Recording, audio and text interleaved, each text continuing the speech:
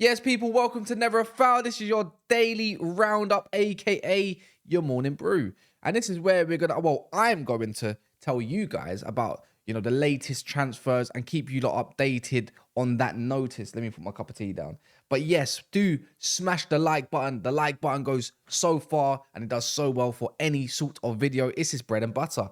But please do and subscribe if you're new.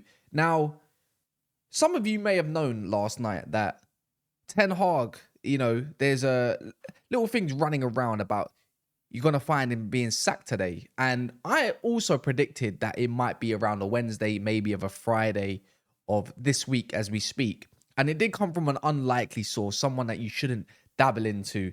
That guy called Garnacho's brother. Whether he's actually his brother or not, I have no idea. But I would take this one with a pinch of salt. And these are obviously on the top of the news. Everyone is, patiently waiting to see what the decision from Ineos is. Should he be sacked? Does he deserve to be sacked? If you're a Man United fan, do you want him to be sacked? Or do you want him to stay? See, with the whole Ten Hag situation, I think it's got to the point where not only Manchester United fans, but I think rivals are a little bit bored of it. You got Chelsea making moves. You got other teams making moves. They're doing transfers. You like Michael Elise, for instance, the other day where Chelsea have opened talks with him. And that's somewhere that Man United is someone who Man United is targeting. But with the whole Ten Hag situation up in the air, who is the next manager? Is he going to be the next manager? And if it is today, it might break the internet. But he's not going to be, I don't know. Is it going to really be a surprise? It's a difficult one to really feel if you can believe that what the internet was saying yesterday with all these fake ITKs running around, not really knowing what's what. Even the one that's called Ten Hag error, he believed he got some information last week, Saturday, saying his sacking was on a Wednesday and it was inevitable. So however you want to take that, we'll see. But it was doing the rounds yesterday, last night, and it was it was funny.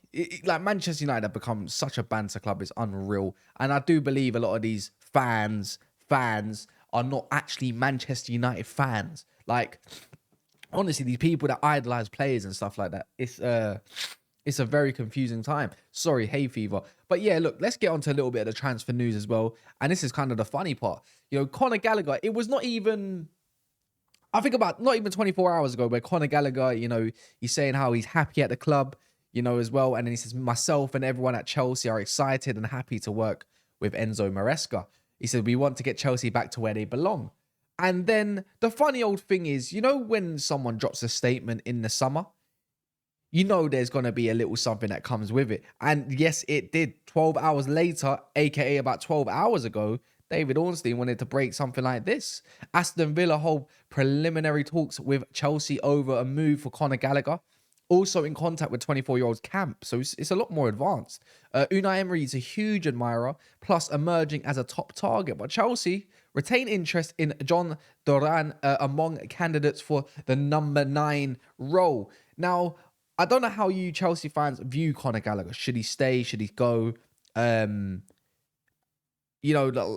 Is there really even a place in the squad for someone like Gallagher? We're talking about 50 million quid, which was confirmed by Fabrizio Romano today. Conor Gallagher, don't get me wrong, he come through Cobham.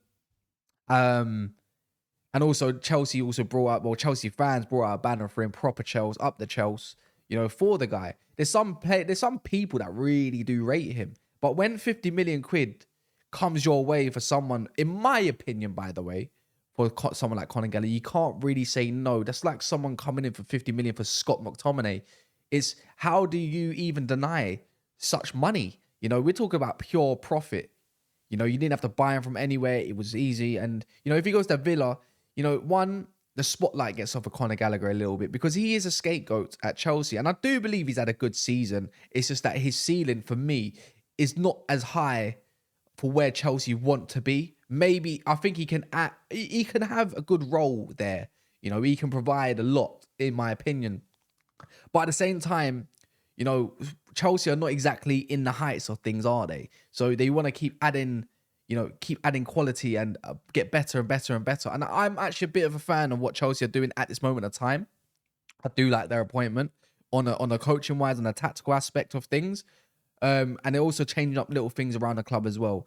And with Conor Gallagher's departure, it means who's going to come in and take them shoes. And I think it's going to be Andre Santos, who had an absolutely amazing season at Strasbourg on Ligue 1. So, he could come in and he could be somebody that gets a chance. He can play a similar role, box to box. He's very athletic as well. So it's not like they're going to be missing so much. It's just maybe Andre Santos' adaptation to the league might take a while, but the guy is a baller. I tell you that for free. But Conor Gallagher, are you upset by that transfer? Do let me know, or not. Or is it a good business from Chelsea? Because even the rumours of Trevor Chalobah potentially leaving for something around the 30 million region. But moving on from there as well, Julian Alvarez is Atletico Madrid's great desire this summer. There have already been approaches. Now, when it comes to Marca, with that outlet, it's a bit like Bild in Germany. It's probably like the Daily Mail of England. I'm pretty sure Atletico would be looking at Julian Alvarez. Griezmann's catching on in age. They could do with a different type of 9 as well. Correa, is he in the good books? Probably not as much. But when it comes to the Argentinian connection, you got Diego Simeone, Correa. You've also got Rodrigo de Paul. You got that connection, and obviously it's easy to make those links, right? And I looked on this thing, I think it was called CIES, and they were doing transfer market value. And I think some of you might remember, so the top 10, and Jude Bellingham's worth something ridiculous around like 250 million.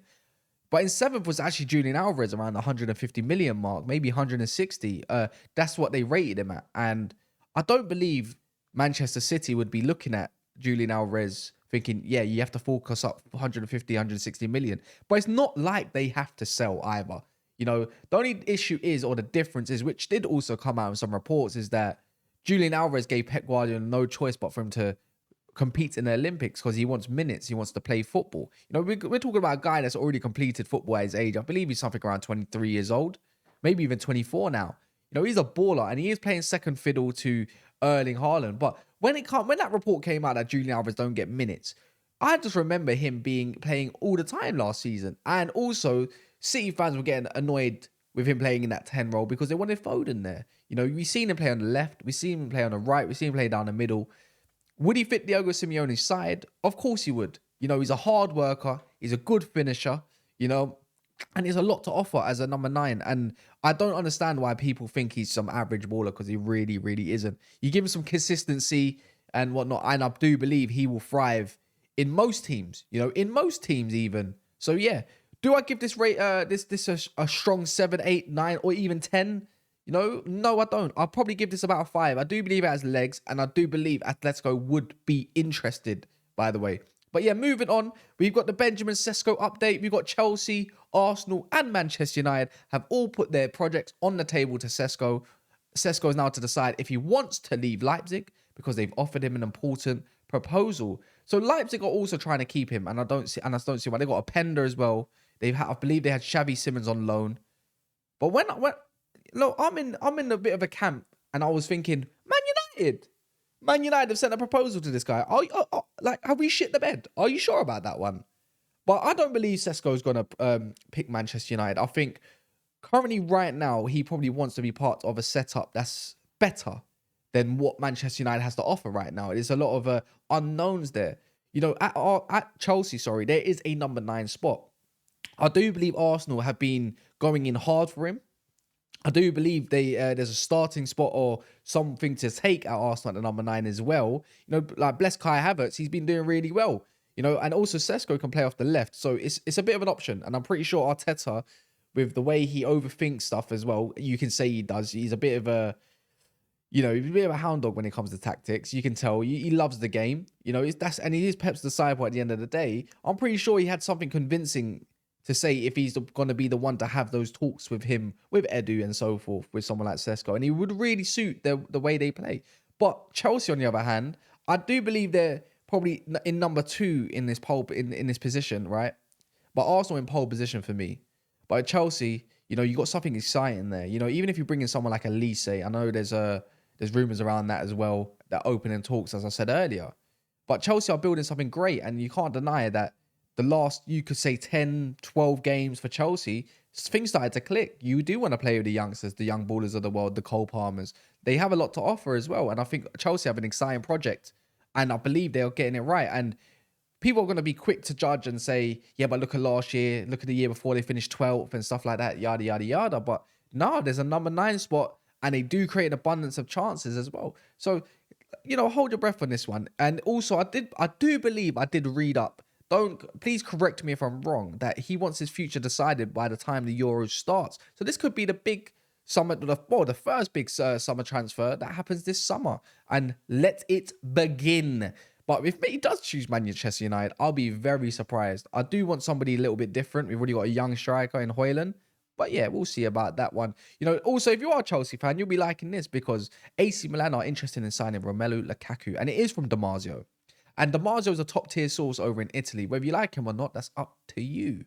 But look, the Italian club have inquired about a possible loan move from Chelsea. And I feel Chelsea are going to have a hard time offloading someone like Lukaku. I know he joined a few seasons ago now, and he's had he's had a loan stint at Inter. He's had a loan stint at Roma as well. And Napoli are also rumored to be interested in him. Of course, someone like Antonio Conte, who's their manager now, he could get the best out of someone like Lukaku. And apparently they've got about 200 odd million to spend. But if it's in a Saudi club and if it is in an MLS club, I don't see who's forking up the money for him. And I know they want around 30 million. That's roughly the rumored amount of money. But, Lukaku, good servant. It's a bit of a surprise how things have gone with Chelsea. You'd think they need someone. They need a number 9. But it's time to move him on, right? Do I give this a 10 out of 10? I do believe I give this a 10 out of 10. If this sounds like something AC Milan would want to cook up. Let's put it that way. But last but not least, something that you can take with a pinch of salt. En-Nesyri to Tottenham, 30 million euros. According to reports from Coruscant Deportivo, Tottenham are currently pushing to sign the 27-year-old Moroccan striker, and he will cost around 30 million euros. It's no secret that Tottenham need to bring in a reliable goal scorer, and the 27-year-old target man should prove to be a quality addition. He would definitely provide a plan B. Let's put it like that.